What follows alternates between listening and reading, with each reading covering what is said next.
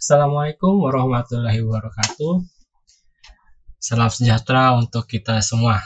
Terima kasih untuk kehadiran teman-teman yang telah hadir di pertemuan ketiga kita di mata kuliah pemrograman framework.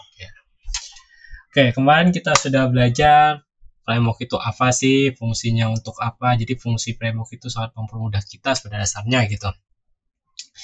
Dan juga kemarin kita sudah membahas framework secara umum. Jadi framework itu bukan hanya di website, bisa di desktop, bisa di mobile, dan bisa di data science ya. Nah, dan di perkuliahan kita akan lebih membahas di web framework atau aplikasi berbasis website ya dalam menggunakan framework. Oke. Nah, kemarin kita sudah belajar apa aja sih framework dalam website itu. Ada JavaScript, ada CSS, ada PHP ya. Oke, yang pertama kita membahas tentang framework dalam JavaScript. Nah, IDE atau tools yang digunakan untuk framework JavaScript itu ada yang pertama adalah Vue.js. Nah, di sini terhitung pemain baru. Si Vue.js ini adalah tools baru yang baru aja dipublish di Indonesia. Tapi bukan maksudnya baru betul. Ya, maksudnya paling mudah lah pianonya. Jadi Vue.js ini punya kemampuan yang sangat populer di kalangannya. Pertama itu ringan, hanya menggunakan 58 KB saja di dalam setiap proses jalannya aplikasi. Ya. Biasanya Vue.js ini ya bisa untuk ke bagian front end, back end, tapi biasanya untuk ke bagian front end karena kemampuannya tadi dalam library-nya. Habis itu juga sangat sederhana dan memiliki keamanan yang sangat baik. Jadi itulah keunggulan dari Vue.js. Dan saat ini para programming ini termasuk baru, walaupun gitu developernya cukup banyak sudah di Indonesia. Kalau kalian belajar sini, kalian bisa sharing, ada di grupnya kok, cari aja. Habis itu yang kedua ada React.js itu ringan dan sangat cocok digunakan untuk mengembangkan website besar. Yaitu karena kemampuan dari menerapkan JavaScript di dalamnya. Nah, di bagian React juga memiliki segudang fitur canggih seperti reusable component dan declarative yang memudahkan Anda ya. Jadi di sini ada kemampuan yang bernama reusable dan declarative. Itu apa sih reusable dan declarative? Nah, di sini maksudnya adalah gimana dalam suatu program itu kalian hanya membuat suatu, misalnya kalian ada list gitu, satu list. Nah, list data itu bisa kalian gunakan untuk berbagai di berbagai halaman website. Misalnya itu masuk di halaman website A, B, C, D. Nah, di React ini keuntungannya kalian hanya perlu buat satu dan bisa digunakan untuk yang lainnya. Jadi saat ada salah, kalian bisa langsung mengubah hanya mengubah di bagian utamanya. Dan deklaratif juga atau mendeklarasikan dengan sangat mudah gitu. Habis itu yang selanjutnya adalah Angular.js ya, sangat direkomendasikan untuk pemula, terutama bagi Anda yang ingin mengembangkan website dengan konsep Rich Internet Application atau RIA atau Single Page Application atau SPAA. Nah, di sini Angular juga merupakan salah satu punya kemampuan memiliki konsep yang sangat bagus ya. Jadi sama untuk front end, dimana misalnya nih di satu halaman itu kalian kalau di bagian framework JavaScript ini rata-rata untuk front end ya, jadi kemampuannya itu membuat website kalian jauh lebih ringan, dimana saat kalian melakukan seperti header itu hanya perlu kalian buat satu gitu. Ini sama aja sebenarnya dengan pada dasarnya tiga ini sebenarnya sama, tergantung kalian mau pakai yang mana gitu. Nah, selanjutnya ada namanya Ember.js, dikenal punya kecepatan dan performa kodenya yang patut diacungi jempol. Jadi Ember.js ini juga punya banyak plugin yang bisa meningkatkan kinerja lebih baik ya. Jadi kemampuan dari framework JavaScript ini juga dari si Ember.js ini baik dalam bagian framework front end gitu. Habis itu Backbone.js memiliki beberapa fitur menarik bagi developer. Salah satunya adalah RESTful JSON yang memungkinkan website Anda berkomunikasi dengan bahasa pemrograman lainnya. Jadi saat berdasarnya juga sama seperti React, ini juga bisa dikombinasikan dengan bahasa framework yang lain, dengan frameworknya PHP, Vue.js juga sama, ini sama juga, Backbone ini sama. Habis itu Node.js juga, Node.js framework yang akan memungkinkan Anda menjalankan JavaScript dari server. Jadi Node.js ini memiliki pustaka server sendiri sehingga Anda tak perlu menggunakan program web server dari luar. Jadi di sini Node.js ini dia mempunyai namanya library-nya itu bersifat online semua ya sifatnya itu. Jadi kemampuannya bersifat pustaka atau library-nya secara online. Ya, jadi kalian bisa tinggal panggil di situ. Oke, selanjutnya adalah framework untuk CSS ya.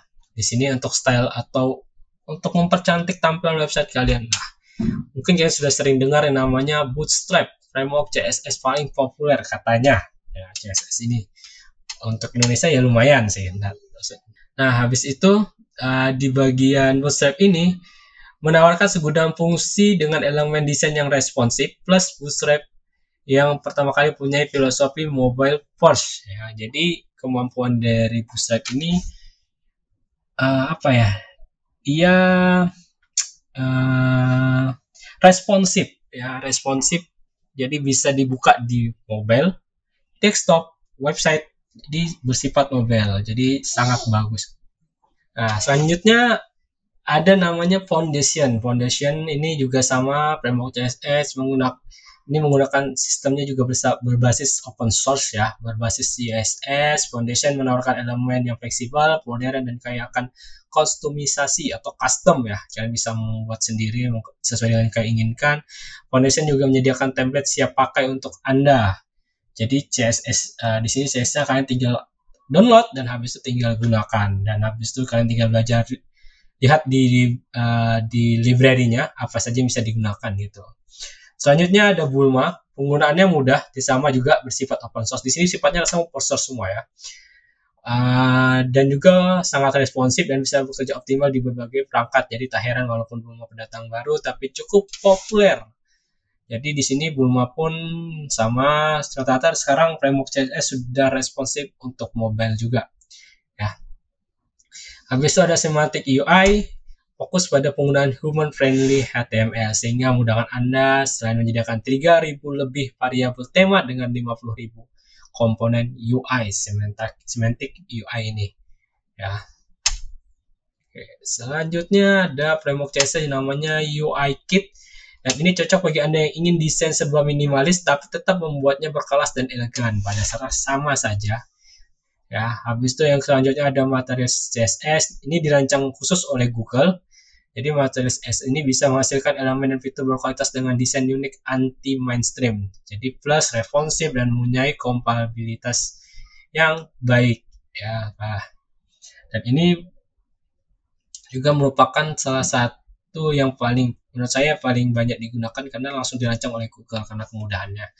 Habis itu ada Milligram, punya ukuran hanya 2 KB saja, menawarkan desain website yang mudah, cepat, dan bersih. Habis itu ada Vue CSS, menawarkan rangkaian modul CSS yang cocok digunakan segala jenis project Anda.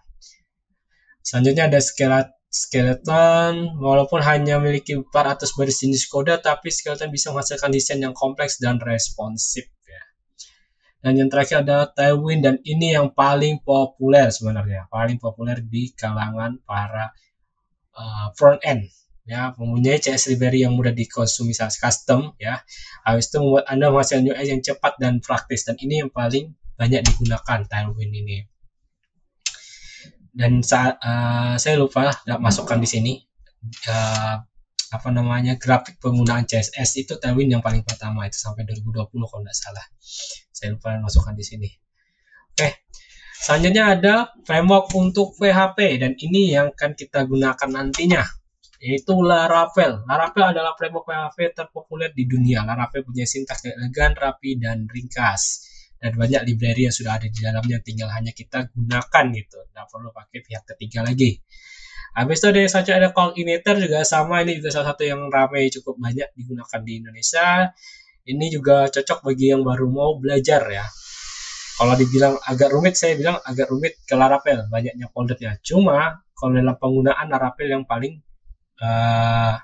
banyak library-nya yang sudah ada tersendiri.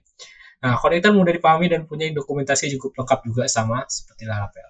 Habis itu Symfony menawarkan fitur bundle atau komponen sehingga Anda bisa mengambil sebagian fungsi PHP atau secara langsung. Pada sana sama saja. Habis itu ada framework EII, mempunyai konfigurasi cukup mudah dengan performa yang dengan tingkat keamanan yang baik samanya. Selanjutnya ada Zen, cocok digunakan bagi Anda yang sudah mengerti dasar-dasar PHP sebab Zen digunakan untuk pengembangan website enterprise yang kompleks.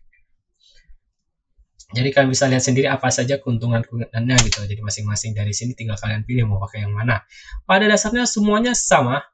Ya, yang paling kita perlu perhatikan itu yang paling sebenarnya adalah penggunanya, komunitasnya lah.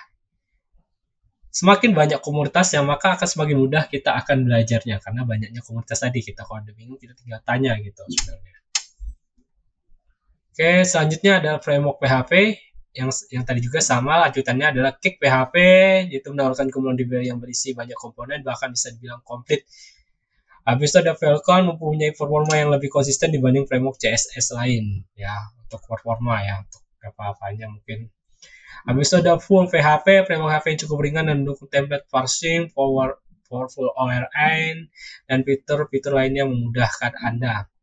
Habis itu ada Fat Free, merupakan salah satu framework yang mengusung tema mikro, memiliki berbagai fitur seperti konversi, CSS, pemrosesan gambar, validasi data, dan masih banyak lainnya. Dan yang terakhir adalah Aura, mempunyai perangkat library yang bisa Anda integrasikan dengan project apapun. Selain itu, setiap library-nya juga tidak memiliki ID dependencies, sehingga sangat fleksibel ya. Jadi di sini penggunaannya sangat-sangat fleksibel untuk menggunakan sama aja sebenarnya. Pada dasarnya framework PHP itu semuanya hampir sama. Yang paling utama itu adalah sebenarnya komunitas. Kita lihat komunitasnya seberapa banyak penggunanya gitu agar kita mudah dalam bertanya. Oke, sekian untuk video perkuliahan pada pertemuan hari ini. Silakan bertanya nanti saat waktu perkuliahan kita. Oke, saya Heri. Assalamualaikum warahmatullahi wabarakatuh.